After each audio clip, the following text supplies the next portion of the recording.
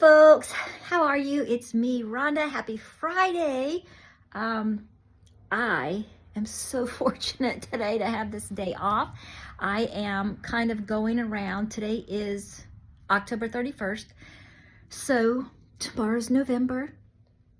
Then we have December. And then we have January. And I feel so energized this morning. It is cold here, you guys. Well, I say cold. I mean, I'm in Florida, so it'll be summer by 1 o'clock. I don't know. But if you're from Florida, you know. But anyway, I'm going through my shelf because I'm trying to get together in my mind my reading plan and setup for next year. I kind of have a little bit of an idea just from knowing what I have on my shelf. But it's always fun to set something up, get it out, handle it a little bit, flip through the pages, and just kind of set it aside.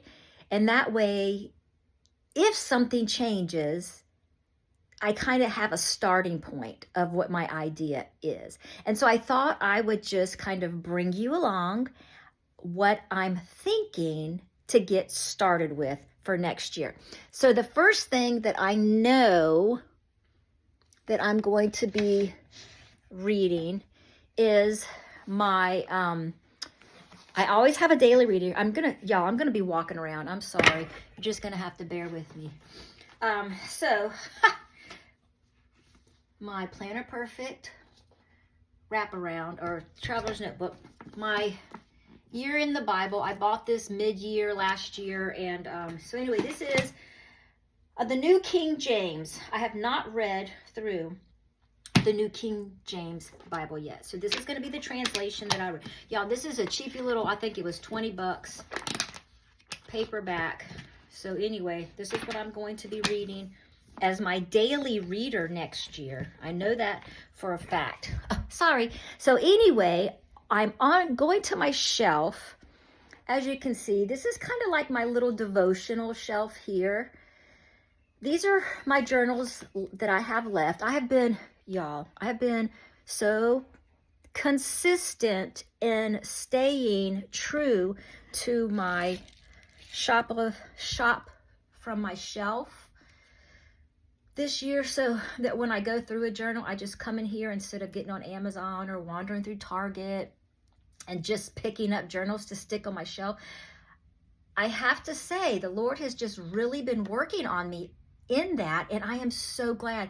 There is such a sense of accomplishment knowing that I'm actually using and appreciating the things that I've already been blessed with. It's just, I don't know how to describe it. It's just something I guess the Lord was working on in me.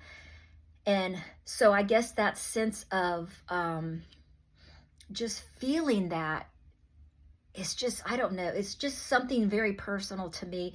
And it's helped me to look at things a lot different. So behind the journals that I have here, I just have a couple of books that I've bought over the times just kind of to read. I haven't gotten to reading them yet. So at least as I go through the year, I can pull some things off to read. I've got my commentaries as well. I don't know how to turn the camera back and forth, so I just kind of have to show you. So I've got my commentaries as well. I've got my Bible dictionary. So I pull those off as needed. I haven't been using them as often. I've just really been reading my Bible and using kind of like the cross references and flipping to another place in the Bible and letting the Bible kind of explain itself to me, if that makes sense. That's something new that I'm finding is really answering a lot of my questions that I've been having as of late. So I also have several little Bible studies still left that I can work through. I don't have a devotional yet. In my mind, I had a devotional, but I don't think that I'm going to use it. It's this one right here. This is the one that I got from Daily Grace Co. I haven't completely said I'm not going to use it yet because it's so beautiful. Daily Grace Co. They really have pretty paper, pretty, I don't know. I may still end up using it. This was the one that I had in my mind because I already have it here on my shelf. So that is one that I have. But then again, I have a couple other gifts that I've had that people have given me that I've put on my shelf because I have intention to use them. The hardest part, I know you can relate, is which Bible am I going to use next year? Because I'm doing my daily reader, so I have that. I have my little, the little PSQ, what's it called? The Quintel, I think it's called, that I had, that I just kind of read. It's kind of like just my reader. And I was thinking I was going to use this one because this is one I bought. Remember, I think I did a video on it. This is that big CSB heavy. Smells so good. And it's a journaling Bible. So I have that. So I think that I was going to use that along with the Bible recap.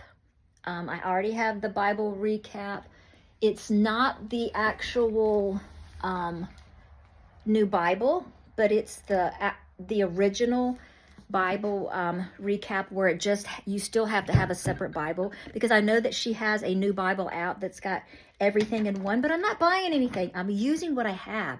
It makes no sense to me to keep adding to this. I'm really walking firmly in that.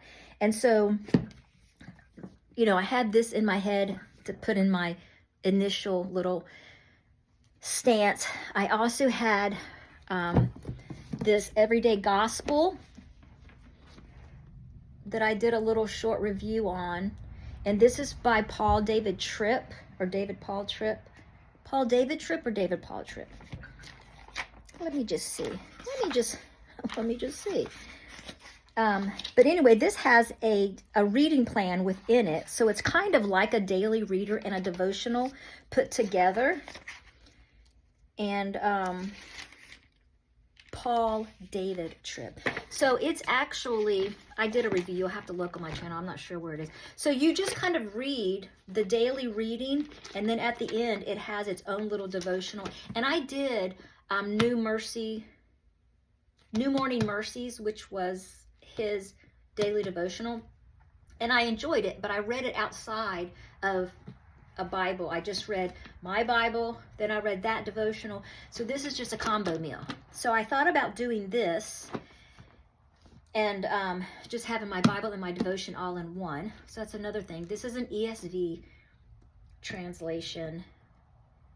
So I don't know. It's just, y'all, it's not, sometimes having too much, and this is something I think the Lord is really teaching me. Sometimes having too much is not a good thing. It's good to have choice, but it's not good to have choice when it becomes overwhelming, or what's the word I'm looking for? Where it just gives you so many options that you don't stick to a plan, because halfway through you can say, well, I'm bored with this one, I'm going to try this one. And so you just don't keep that consistency and you hop around. And so I don't know. That's kind of where I'm at right now. I do have my a couple study Bibles that I really do enjoy. I have the John MacArthur Study Bible. I have an Apologetics Study Bible, and the David Jeremiah Study Bible, and then my ESV Study Bible. So I have study Bibles from different kind of viewpoints, I would guess. I would call that, from different viewpoints. So I kind of get a well-rounded input of commentary when I'm searching, like if I just really want to break something down.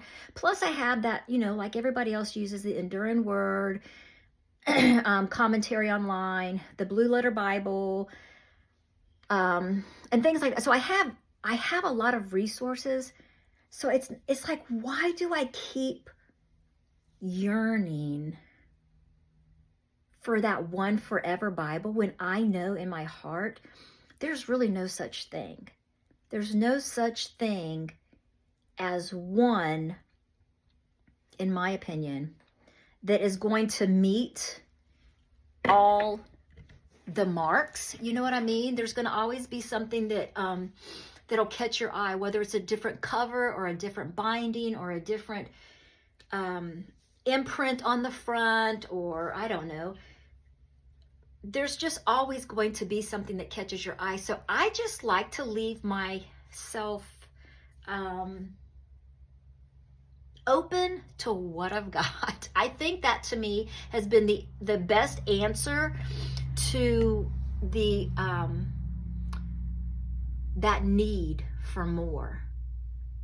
It has just helped me to stay grounded and solid and kind of keep my eyes on my own paper. And I'm familiar with what I have. So if something is like tickling me a little bit more, I know which commentary that I would prefer to gravitate towards and just kind of flip through that. I'm just familiar with it. And I'm familiar with, you know, not all the scholars, but I'm familiar with where the viewpoint that it's coming from. So anyway, just knowing what you have and utilizing what you have without bringing in so many extra things, I think is a very helpful point to keep in mind as like this new year starts. Because y'all, it is so fun. I cannot tell you, I'm in these little Bible groups and I almost think maybe I need to get out. Maybe I need to get out because there's a lot of new girls that have joined in there and everyone's excited because they're, you know, just this rush of all these new Christians and they're all shopping for new Bibles. And so they're showing their new Bibles and it's just getting me this, oh my gosh, look at that one. Ooh, I like that. You know what I mean? And it's triggering something in me that I have been dealing with all year long in my contentment journey. And so I'm finding that the Lord is just, it's almost like I'm testing the waters too much, where I'm now starting to wade out a little bit. You know what I mean? And so I just really need, so that's why I thought today I would just take the day, since I had kind of a quiet morning to myself, to go through and set up a little pile on my desk that I can look at, pick up, thumb through, see how I'm going to set it up in my morning time, you know, quiet time in the mornings. How am I going to get the best bang for my buck as far as the layout of what I want to do? Because I really didn't do that much of a yearly study like I did the year before, where I went through the Daily Grace one. I had intentions of doing that inductive one. I think if anybody remembers back in January, February, that one from Daily Grace, it was the inductive, Christ in all Scripture, and it just wasn't my thing. That inductive layout at that time just really didn't speak to me, and that doesn't speak to me still today. So I laid that aside, but that was my plan for this past year, and it just didn't pan out. So I kind of just faltered a little bit, just kind of deep dove in finishing up some things. So anyway, going into this next year, I know that I like to have structure. I like to know what I'm reading every day, which is why I love my daily reader. But I also want to have something that's going to take me a little bit deeper as far as a different perspective. I know there's a lot of girls in the group that I'm in that's doing the Bible recap, as well as following Heart Dive. That's been suggested to me before also. But in the morning, I don't want to jump right on and like watch a video. To me, that's triggering, and it holds me back because I can pause a video and then I'm writing and then you know what I mean? It just kind of can get me distracted. It's a little too much in the amount of time that I have in the morning before work and all. Something like this that is structured, here's what you read, and then I have my Bible that I can write my little journaling notes in. And then I've got it all contained, and I know the speed that I read, the speed that I write, what I'm picking up. And then if I need to deep dive, later in the afternoon, then I know I can pick it up later. But knowing how I do that, trying to watch a video on top of this would probably be just too much for me to, take on. So anyway, I just thought I would jump on here and share this with you guys as I was going about my morning and going through my bookshelf. If anything changes, of course, I'll update you guys. Like I said, nothing is etched in stone. This is just some of the books that I'm pulling off. But I do know that once I have my stack going forward, you'll be the first to know. Okay, guys, have a great rest of your day. I'll talk to you in the next video. Bye.